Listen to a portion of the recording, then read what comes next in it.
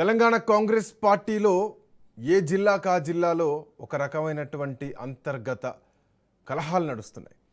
అంతర్గత సంఘర్షణ నడుస్తోంది.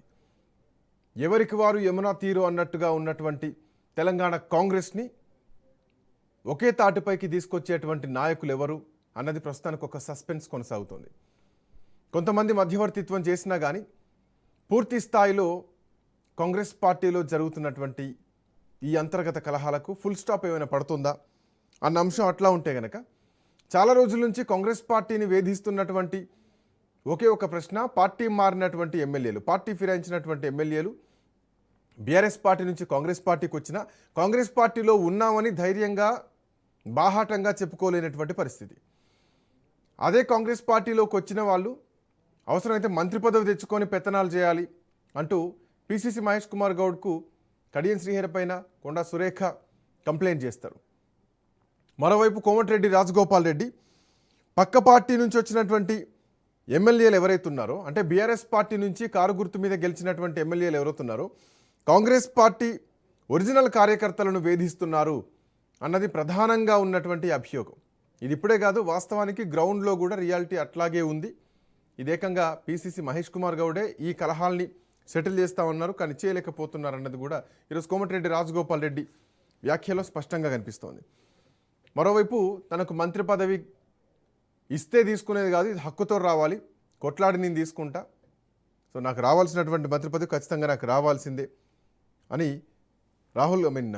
రాజగోపాల్ రెడ్డి మాట్లాడుతున్నారు. మంత్రి పదవి ఇవ్వాల్సిందే అని చెప్పేసి జగ్గారెడ్డి కూడా ఒక అడుగు ముందుకేసి ఆయన మాట అన్నారు. సో మంత్రి పదవి విషయంలో ఆ సస్పెన్స్ అట్లాగే కొనసాగుతోంది. మాట్లాడదాం ఈ అంశాలపైన. చాలా రోజుల నుంచి కొన్ని చెక్కు ప్రశ్నలు కాంగ్రెస్ పార్టీని వెంటాడుతున్నాయి. 6 గ్యారెంటీలతో పాటు 60 కంప్లైంట్లు కాంగ్రెస్ పార్టీలో ఉన్నాయి. మా కరెస్పాండెంట్ సునీల్ అందుబాటులో ఉన్నారు. Sunil, good afternoon.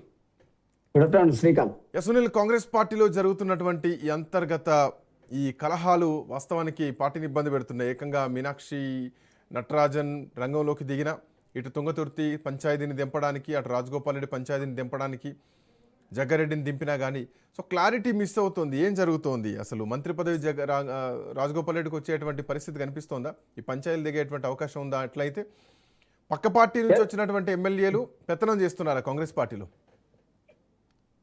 Yes Srikanth, ఖచ్చితంగా. ఎందుకంటే కాంగ్రెస్ లో నెలకొన్నటువంటి అంతర్గత విభేదాలను పరిష్కరించేందుకు ఇప్పటికే కాంగ్రెస్ అధిష్టానం రంగంలోకి దిగింది. ఏఐసిసి ఇన్ఛార్జ్ గా ఉన్నటువంటి మీనాక్షి నటరాజన్ వరుస సమీక్షలు, సమావేశాలు నిర్వహిస్తున్నది. ఇటీవల కాలంలో పార్లమెంట్ మెంబర్ ఆఫ్ పార్లమెంట్ సభ్యులతో ఆమె సమావేశం నిర్వహించింది. ఆ తర్వాత మంత్రులతో విడివిడిగా సమావేశం నిర్వహించింది.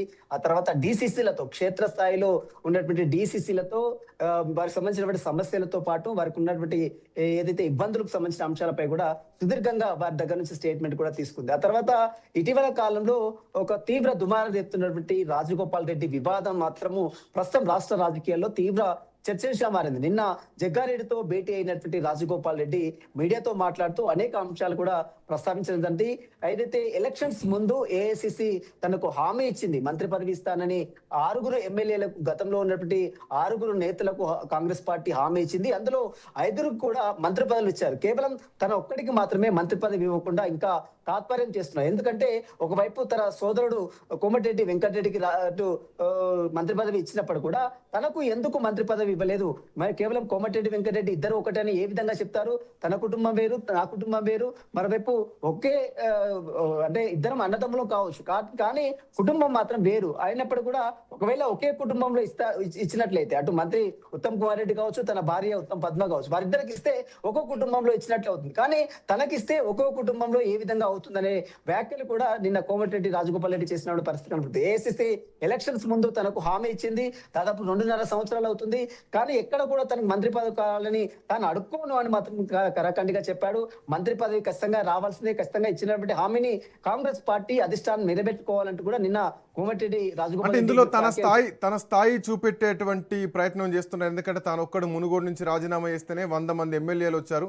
సో అట్లాంటి స్థాయి నాది, అట్లాంటి నన్ను హామీ ఇచ్చి నన్ను పక్కన పెడుతున్నారు, నేను బతిలాడాల్సినటువంటి అవసరం లేదు, ఖచ్చితంగా నాకు ఇవ్వాల్సిందన్నటువంటి డిమాండ్ను కాంగ్రెస్ పార్టీ ముందుకు తీసుకొస్తున్నారు. ఈవెన్ ముఖ్యమంత్రితో కూడా ఆయన నువ్వెంత అంటే నువ్వెంత అన్నట్టుగా ఆయన మాట తీరు కూడా పోతుంది. ఈవెన్ మొన్న జరిగినటువంటి యాదగిరిగుడ్డ బోర్డుకి సంబంధించినటువంటి పేర్ల విషయంలో కూడా ఆయనకు సంబంధం లేకుండా జిల్లా ఎమ్మెల్యేలకు కూడా సంబంధం లేకుండా నిర్ణయాలు తీసుకున్నారు. ఇవన్నీ కూడా కోమటిరెడ్డి రాజగోపాల్ రెడ్డి భవిష్యత్తు ప్రణాళికను సిద్ధం చేసుకునేలా కనిపిస్తున్నాయా? ఆయన ఏ క్షణం ఏ నిర్ణయమైనా తీసుకోవచ్చు. ఖచ్చితంగా నిన్న మాట్లాడినటువంటి తీరు చూస్తే మనకు అదే చాలా స్పష్టంగా అర్థమవుతుంది. తను ఎక్కడ కూడా తనకు మంత్రి పదవి కావాలని అడుక్కోలేను, నేను అడుక్కునే వ్యక్తిని కాను, కానీ ఖచ్చితంగా తనకు రావాల్సినటువంటి మంత్రి పదవి ఖచ్చితంగా రావాల్సింది. అదే బాటలో నిన్న జగ్గారెడ్డి టీపీసీసీ వర్కింగ్ ప్రెసిడెంట్ గా ఉన్నటువంటి జగ్గారెడ్డి కూడా తనకు ఖచ్చితంగా ఏదైతే ఏఐసీసీ ఇచ్చినటువంటి హామీని ఖచ్చితంగా నిలబెట్టుకోవాల్సిన అవసరం ఉంది. కాకపోతే కొంత ఈక్వేషన్స్ కారణంగా తనకు మంత్రి పదవి రాలేదు కాబట్టి ఖచ్చితంగా మంత్రి పదవి ఇవ్వాల్సిందే అంటూ కూడా నిన్న జగ్గారెడ్డి కూడా మాట్లాడిన పరిస్థితి కనబడుతుంది. ఖచ్చితంగా ఎందుకంటే అతను ఎమ్మెల్యేగా రాజీనామా చేసినప్పుడే అతన్ని ఓడించడానికి 100 మంది ఎమ్మెల్యేలు తన నియోజకవర్గానికి వచ్చిన తీరు కూడా చూసాం. అంటే అంత స్థాయి ఉన్నటువంటి వ్యక్తి కోమటిరెడ్డి రాజగోపాల్ రెడ్డి. అదే తరాలో గతంలో ఎమ్మెల్సీ ఎన్నికల సమయంలో కూడా కేసీఆర్ కు నిద్ర పట్టకుండా చేసినటువంటి వ్యక్తిగా నిన్న రాజగోపాల్ రెడ్డి ప్రస్తావించిన మాట మనం చూస్తాం. ఆ తర్వాత కాంగ్రెస్ పార్టీలో నెలకొన్నటువంటి ఈ యొక్క అంతర్గత విభేదాలు, ఈ యొక్క క్యాస్ట్ ఈక్వేషన్స్ కావచ్చు, కొన్ని ఏదైతే ఫ్యామిలీ డిస్ప్యూట్స్ కావచ్చు, వీటన్నిటి నేపథ్యంలోనే కోమటిరెడ్డి రాజగోపాల్ రెడ్డికి మంత్రి పదవి ఆగుతుందనేటువంటి చర్చ కాంగ్రెస్ పార్టీలో కొనసాగుతుంది. ఇప్పటికైనా కాంగ్రెస్ అధిష్టానం ఇచ్చినటువంటి మాట ప్రకారం ఖచ్చితంగా అతనికి మంత్రి పదవి ఇవ్వాల్సిందే అంటూ కూడా అటు రాజగోపాల్ రెడ్డి వ్యక్తం చేస్తున్నారు. తను ఎక్కడ కూడా అడుక్కోను, అదేవిధంగా తనకు రావాల్సినటువంటి హక్కు అది. ఎందుకంటే 6 ఎమ్మెల్యే గతంలో 6 నేతలకు హామీ ఇచ్చారు, అందులో 5 ఇచ్చారు. కేవలం తన వారికి వస్తే ఎందుకు ఇవ్వడం లేదంటూ కూడా రాజగోపాల్ రెడ్డి కొంత అసహనం వ్యక్తం చేస్తున్నారు. పార్టీ కార్యక్రమాలు ఈ అంశాన్ని ఎట్లా చూడొచ్చు సునీల్? పార్టీ మారినటువంటి ఎమ్మెల్యేలు ఎవరైతే ఉన్నారో ఆయా నియోజకవర్గాల్లో అసలైనటువంటి కాంగ్రెస్ పార్టీ కార్యకర్తలను ఇబ్బందులు పెడుతున్నారు. ఫర్ ఎగ్జాంపుల్ మనం జగిత్యాలు చూసుకోవచ్చు, ఈవెన్ నిజామాబాద్ చూసుకోవచ్చు, స్టేషన్ గన్పూర్ లాంటి నియోజకవర్గాలు చూసుకోవచ్చు. ఇట్లాంటి నియోజకవర్గాల్లో అసలు కాంగ్రెస్ కార్యకర్తలు ఇబ్బందులు పడుతున్నారు అన్నటువంటి వాదన ఉంది. ఈరోజు రాజగోపాల్ రెడ్డి దాన్ని బయట పెట్టారు. ఖచ్చితంగా. ఎందుకంటే ఇటీవల కాలంలో మనం కొండా సురేఖ కావచ్చు, గతంలో టీఆర్ఎస్ పార్టీ నుంచి మళ్ళీ కాంగ్రెస్ పార్టీకి వచ్చిన మంత్రి పదవి ఇచ్చారు. జూపల్లి కృష్ణారావు కావచ్చు, అతనికి కూడా బీఆర్ఎస్ పార్టీ నుంచి కాంగ్రెస్ పార్టీకి వస్తే అతను మంత్రి పదవి ఇచ్చారు. తుమ్మల నాగేశ్వరరావు కూడా అతను బీఆర్ఎస్ పార్టీ నుంచి కాంగ్రెస్ పార్టీకి వస్తే అతనికి మంత్రి పదవి ఇచ్చారు. మరోవైపు అన్ని కూడా అంటే 5 మంత్రి పదవులు ఇచ్చినప్పుడు కూడా తనకు మాత్రం ఇస్తానని ఎందుకు ఇవ్వడం లేదు? అంటే బీఆర్ఎస్ నుంచి వచ్చినటువంటి వారికి మాత్రమే ప్రాధాన్యత కల్పిస్తారా? ఎందుకంటే తన పార్టీ నుంచి ఫస్ట్ నుంచి తన పార్టీలో అంటే మధ్యలో కొంత బీజేపీలోకి వెళ్ళాడు, తర్వాత మళ్ళీ కాంగ్రెస్ పార్టీలోకి వచ్చారు. కానీ ఏదైతే హామీ ఇచ్చిన తర్వాత కూడా మళ్ళీ ఎందుకు తనకు మంత్రి పదవి ఇవ్వకుండా తాత్పర్యం చేస్తున్నారు? ఒరిజినల్ కాంగ్రెస్ కార్యకర్తలను పూర్తిగా విస్మరించే ప్రయత్నం చేస్తుంది. టీపీసీ మహేష్ కుమార్ గౌడ్ కూడా అదే ఫిర్యాదు చేశారు. గతంలో తుంగతుర్తి విషయానికి వస్తే మందల శామలకు సంబంధించిన విషయంలో కావచ్చు, మరోవైపు కడియం స్టేషన్ గన్పూర్ విషయంలోకి వస్తే ఇంకా బీఆర్ఎస్ పార్టీ నుంచి వచ్చిన వారికే ప్రాధాన్యత కల్పిస్తున్నారనే చర్చ కాంగ్రెస్ పార్టీలో కొనసాగుతుంది. ఇప్పటికైనా ఇది మారాలి, ఖచ్చితంగా కాంగ్రెస్ శ్రేణిని ఖచ్చితంగా పార్టీ గుర్తించాలంటూ కూడా కాంగ్రెస్ నేతలకు విజ్ఞప్తి చేసిన పరిస్థితి మాత్రం కనబడుతుంది. Srikanth, thank you Sunil, thanks for joining. Krishna Teja గారు కాంగ్రెస్ పార్టీ నాయకులు మనతో పాటు జాయిన్ అవుతారు. కృష్ణతేజ గారు నమస్తే. నమస్కారం శ్రీకాంత్. కృష్ణతేజ గారు, కాంగ్రెస్ పార్టీలో ఏం జరుగుతుంది? రాజగోపాల్ రెడ్డి తిరుగుబాటు జెండా ఎగిరేస్తూనే ఉన్నారు. ఆయన ఏ క్షణం ఏ నిర్ణయం తీసుకుంటారో తెలియదు.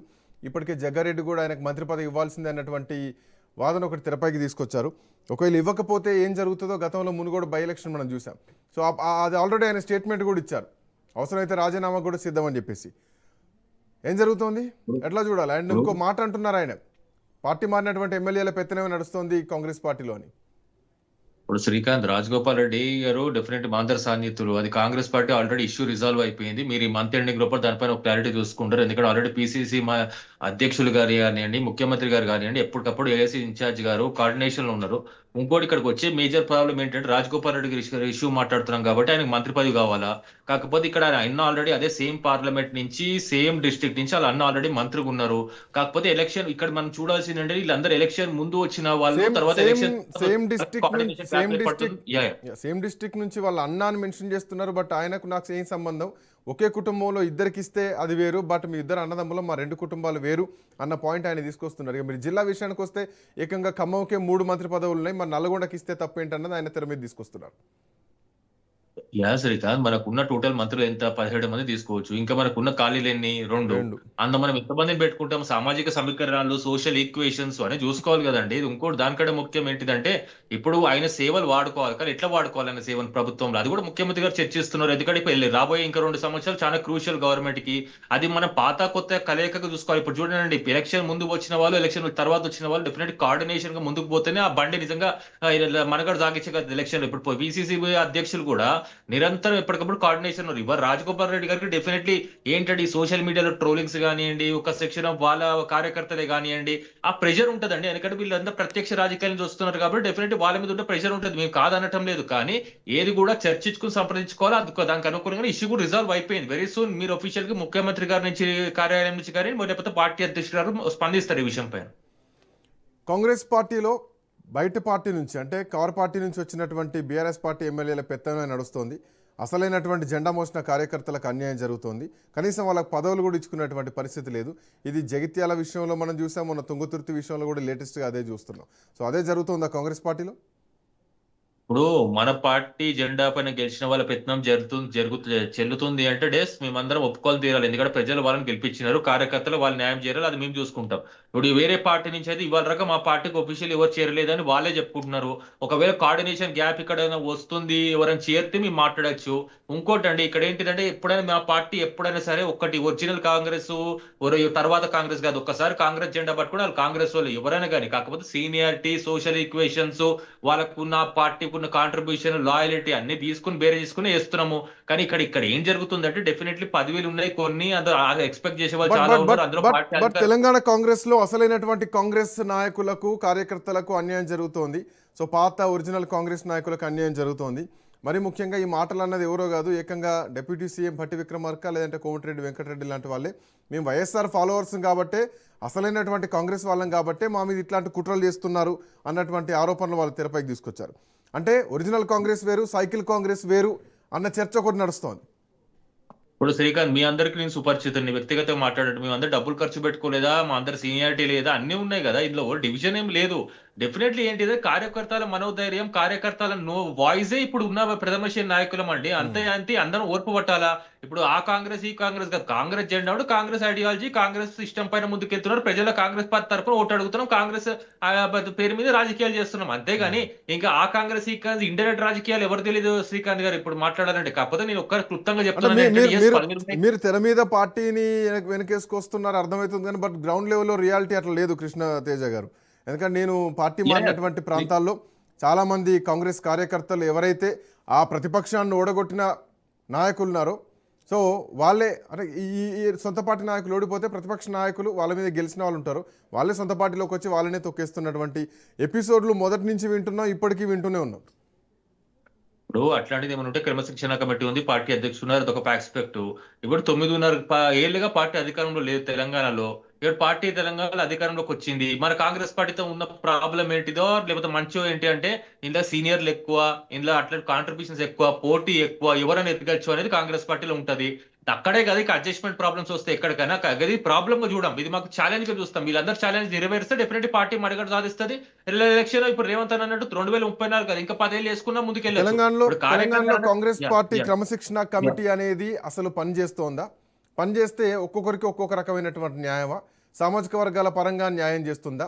తీన్మార్ మల్లన్న లాంటి కాంగ్రెస్ పార్టీ నాయకులకు ఒక న్యాయం అయితే, రాజగోపాల్ రెడ్డి లాంటి నాయకులు ఏకంగా జానారెడ్డిని విమర్శిస్తే, ప్రభుత్వాన్ని విమర్శిస్తే, ప్రభుత్వం అసలు ఏం పని చేస్తోందో అర్థం కావట్లేదు అన్నటువంటి విమర్శలు చేస్తే, యాదగిరిగుట్ట ట్రస్ట్ బోర్డుకు సంబంధించినటువంటి విషయంలో అసలు ఏ నిర్ణయం తీసుకుంటున్నారో అర్థమవుతలేదు, ఏం పరిపాలన అర్థం కావట్లేదు అన్నటువంటి కామెంట్లు చేస్తే, మరి క్రమశిక్షణ కమిటీ అందరికి ఒకే న్యాయం ఎందుకు చేయలేకపోతుంది?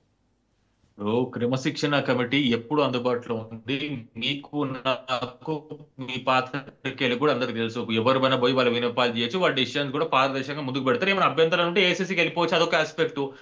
మీరు ఇందాక ఇప్పుడు యాదాద్రి టెంపుల్ బోర్డు గురించి మాట్లాడుతున్న స్థానిక ఎంపీ ఎమ్మెల్యే తో ఎండోమెంట్ మినిస్టర్ కన్సల్ట్ చేసిన తర్వాతనే ముఖ్యమంత్రి కూడా డిసిషన్ తీసుకోవడం జరిగింది. ఓవర్ నైట్ ఆయన డిస్క్రిప్షన్ తో స్థానిక నాయకంగా రేపు రారు కదండి. ఏదో ఒక వార్త ఉండాలి, చర్చడానికి వస్తుంది, కానీ మనం డెఫినెట్లీ ముందుకెళ్ళాలి. రేపు గ్రౌండ్ పరంగా చూడాలంటే పార్టీలో ఉన్న పదవులని అందరికి సమానంగా పంచాలని ముఖ్యమంత్రి గారు అదొక కార్యరూపం తీసుకుని డిసిషన్ తీసుకున్నారు. పార్టీలో కాంట్రిబ్యూషన్, సీనియారిటీ, సోషల్ ఈక్వేషన్స్, జిల్లా అన్ని ప్రాతిపదికన అందరితో చర్చించాలని ముందుకెళ్తున్నారు తప్ప ఎక్కడ కూడా ఎవ్వరు లేదు. ఇంకా రాజగోపాల్ రెడ్డి గారు మంత్రి పదవి విషయం, జగ్గారెడ్డి గారి విషయం మాట్లాడుతున్నారు. ఎస్, దానికి కూడా సమన్వయం ఈ మంత్ ఎండింగ్ లోపల డిసిషన్ క్లోజ్ అయిపోతుంది. అది కూడా మీరు రాబోయే వార్తలు చూస్తారు. ఎందుకంటే ఆల్రెడీ డిసిషన్ జరిగింది, అది ఆయనకి తెలుసు. అది డిసిషన్ అనేది ఆయన నుంచి వచ్చి ముఖ్యమంత్రి గారి కార్యాలయం నుంచి లేకపోతే పార్టీ అధ్యక్షుల కార్యాలయం నుంచి వస్తే మీకు బాగుంటుంది, కొంచెం వాల్యూ ఉంటుంది.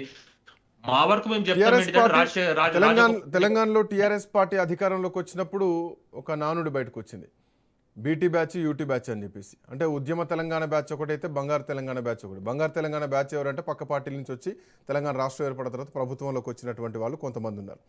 సో అట్లాగే కాంగ్రెస్ పార్టీ అధికారంలోకి వచ్చిన తర్వాత ఇక్కడ రెండు పార్టీలు ఉన్నాయి. అసలు కాంగ్రెస్ పార్టీ ఒకటైతే సైకిల్ కాంగ్రెస్ పార్టీ ఒకటి అన్నది ఒక చర్చ నడుస్తుంది. చాలామంది రాజకీయ విశ్లేషకులే నాతో మాట్లాడినటువంటి సందర్భం, ఆన్ ది రికార్డ్ మాట్లాడినటువంటి సందర్భం.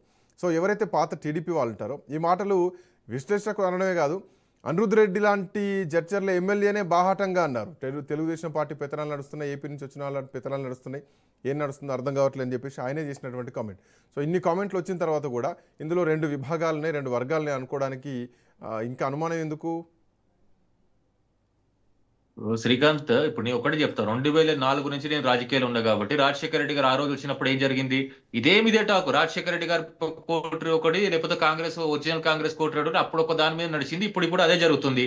ఇక్కడ ఒకటండి, ఆ రోజు పార్టీ అధ్యక్షుడు ఎవరు, ఆ రోజు పార్టీకి వాళ్ళు చేసే సేవలు ఏంటి, అందరిని బేరే చేసుకుని ఆ ప్రాతిపదికనే మేము ముందుకు వెళ్తున్నాం తప్ప, అంతే తప్ప నేను కాంగ్రెస్ ఉన్న పని చేయాలంటే అక్కడ 10,000 రావాలంటే అందరికీ తెలుసు, వాళ్ళకి తెలుసు, ఇంకొకరు తెలుసు.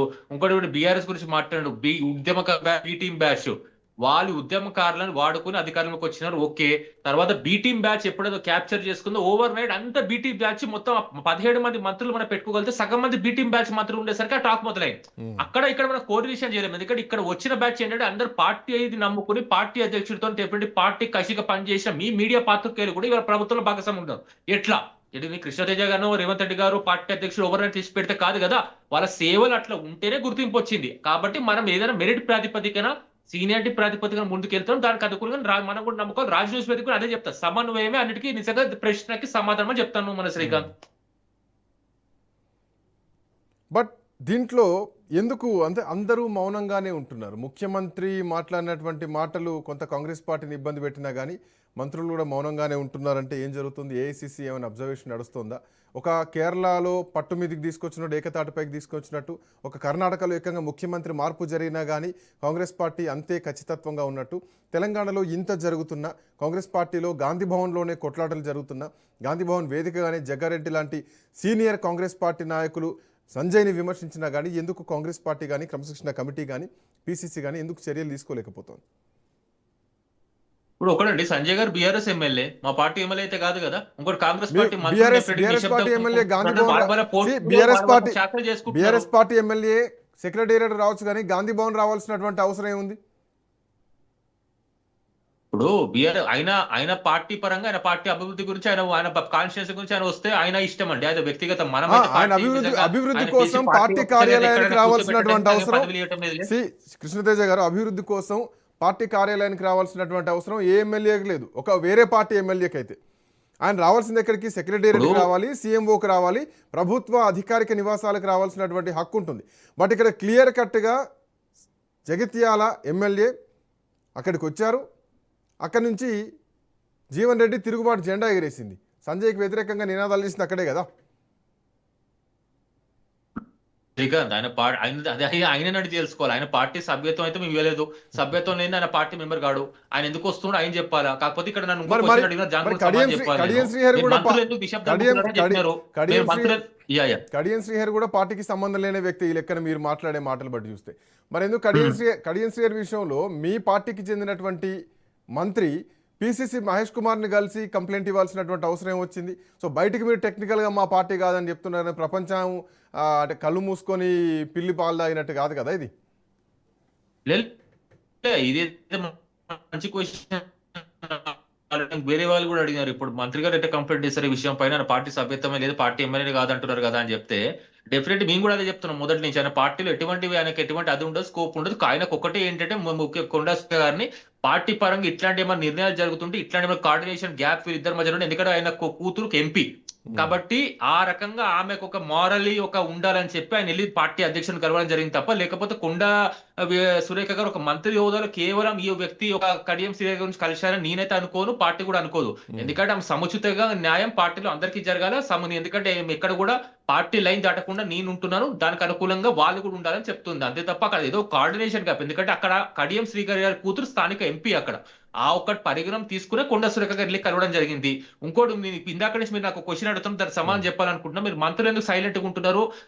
అంటే ఎవరి శాఖలో వాళ్ళు పని చేసుకున్నారు శ్రీకాంత్. మీరు చూడండి, మీ ఒఫీషియల్ జర్నలిస్ట్ చూస్తున్నారు, ఎవరి శాఖలు వాళ్ళు మౌనంగా చేసుకున్నారు. మంచిది కదా సమాజానికి. ఒక మంత్రి శాఖ ఒక మంత్రి మిగతా శాఖలకి అడుగు పెట్టకుండా అలా శాఖలు పని చేసుకుంటే ఇప్పుడు మీరు అన్న కొండా సురేఖ లాంటి గారు విమర్శించినట్టు ఏ ప్రాబ్లం రాదు కదా. ఎవరు పనాలు చేసుకుంటే అదే జరుగుతుంది. మనం హర్షించాలి. ఎందుకు ఇట్లాంటివి వస్తుంది? మనం గత బీఆర్ఎస్ చూసిన తర్వాత ఏమర్థం అయిపోయిందంటే, ఒక మంత్రి ఏమైనా మాట్లాడొచ్చు, ఒక మంత్రి ఏమైనా చేయొచ్చు. కేటీఆర్ గారు ఏ మంత్రి పైన రివ్యూ పెట్టచ్చు, ఏ శాఖగా వెళ్ళిపోవచ్చు, ఏ డిపార్ట్మెంట్ చేశాను, ఎవరి శాఖలో వాళ్ళు పనిచేస్తున్నారు కాబట్టే ఎవరు ఏమన్నా పట్టించుకోవట్లేదు. అందుకే ప్రతిపక్షాలు మాట్లాడుతున్నా సమాధానం చెప్పలేనటువంటి పరిస్థితుల్లోకి వర్క్ బిజీలో ఉండే చేయలేకపోతున్నారా? అండ్ అందుకే హోంశాఖలో కనీసం రివ్యూలు కూడా చేయలేకపోతున్నారా? ఇప్పుడు హోంశాఖలో నిరంతరం రివ్యూ హోం సెక్రటరీతో జరుగుతుంది. ముఖ్యమంత్రి గారు అండర్ లో హోంశాఖ ఉంది కాబట్టి ఆయన కూడా ఎప్పటికప్పుడు రివ్యూ జరుగుతుంది శ్రీకాంత్. ఒక సెక్షన్ ఆఫ్ మీడియాలో అట్లా హైప్ చేస్తున్నారు తప్ప ఏం లేదు. ఇంకోటి హోంశాఖ రివ్యూ జరిగితే సీక్రెట్ గా హైడ్ అండ్ సీక్ లో జరగాల్సినటువంటి అవసరం ఉండదు కదా, బహిరంగంగా తెలుస్తుంది, బాహాటంగా తెలుస్తుంది. So there is no review in the హోంశాఖ. ఇప్పుడు హోంశాఖ పైన మనం రివ్యూ లేదు అంటున్నాడు. మన కేబినెట్ సమావేశం జరిగింది నాక మొన్న. మన హోంశాఖలో కేబినెట్ సమావేశం మినిట్స్ ఒకసారి మీరు మీడియా సంపాదించగలిగితే మీకు చాలా బాగా తెలుసు హోంశాఖ పైన ఏం రివ్యూ జరుగుతుంది, హోంశాఖ నిర్ణయాలు ఏంటిది. డెఫినెట్లీ హోంశాఖ డెఫినెట్లీ ఈ లాస్ట్ కేబినెట్ ఈ కేబినెట్ కి ఏ వాళ్ళు చేస్తున్నారని మీకు కూడా తెలుసు కదా శ్రీకాంత్. ఎందుకంటే రివ్యూ లేకుండా ఈ డిపార్ట్మెంట్ ఉండదు first of all. And home secretary గారికి బాధ్యత అది, రేపు రివ్యూ చేసుకోవాలా. సీఎం గారు స్థానిక ఇప్పుడు మినిస్టర్ మంత్రి సీఎం గారు ఉన్నారు, సీఎం గారితో కోఆర్డినేషన్ చేసుకోవాలి కాబట్టి. కాకపోతే ఇక్కడ మంత్రులు లేరు కాబట్టి ఇట్లాంటి విమర్శలు వస్తున్నాయి. హోంశాఖకు మంత్రి లేడు, ఏం జరగటం లేదు, ఇది ఒక విమర్శ. అది ఎందుకు వస్తుంది, ఏ ప్రాతిపదిక వస్తుంది, ఏం జరగటం లేదు ఎవరు సమాధానం చెప్పారు. ఎందుకంటే ప్రజలకు ఒక అటెన్షన్ డైవర్షన్ చేసే రాజకీయం కావాలా అందరికీ. Let's see. Thank you Krishnateja గారు, thanks for joining. So Rajagopal Reddy చేసినటువంటి కామెంట్ ఈరోజు కొత్త ఏం కాదు. పార్టీ మారినటువంటి ఎమ్మెల్యేలు ఎవరైతే ఉన్నారో ఆయా నియోజకవర్గాల్లో అసలైనటువంటి కాంగ్రెస్ పార్టీ కోసం కష్టపడ్డటువంటి కార్యకర్తలకు అన్యాయం జరుగుతుందన్నటువంటి వాదన మొదటి నుంచి వినిపిస్తోంది. దీనిపైన గతంలో పీసీసీ మహేష్ కుమార్ గౌడ్ కూడా రెస్పాండ్ కావడం జరిగింది. అయితే దానికి సొల్యూషన్ ఏమైనా ఉందా అంటే, కోమటిరెడ్డి రాజగోపాల్ రెడ్డి మాటలు చూస్తే 2.5 సంవత్సరాలు అయినా కానీ ఇప్పటికీ సొల్యూషన్ దొరకలేదు. ఆ కార్యకర్తలకు ఇంకా అన్యాయమే జరుగుతోంది, పార్టీ పదవుల విషయంలో అన్యాయం జరుగుతోంది, కమిటీల విషయంలో అన్యాయం జరుగుతుందని స్పష్టంగా కనిపిస్తోంది. సో అసలైనటువంటి కాంగ్రెస్ పార్టీ కార్యకర్తలు డిసప్పాయింటెడ్గా ఉన్నారా? గాంధీ భవన్ వేదికగా గ్రూప్ రాజకీయాలు వర్గపోరు నడుస్తోందా? దీనికి సొల్యూషన్ ఎప్పుడొస్తుంది, ఎక్కడొస్తుంది చూద్దాం. ఎట్లాంటి పరిణామాలు ఉండబోతున్నాయి. That's all for now. Next updates continue అయితే కీప్ వాచింగ్ రాజ్ న్యూస్.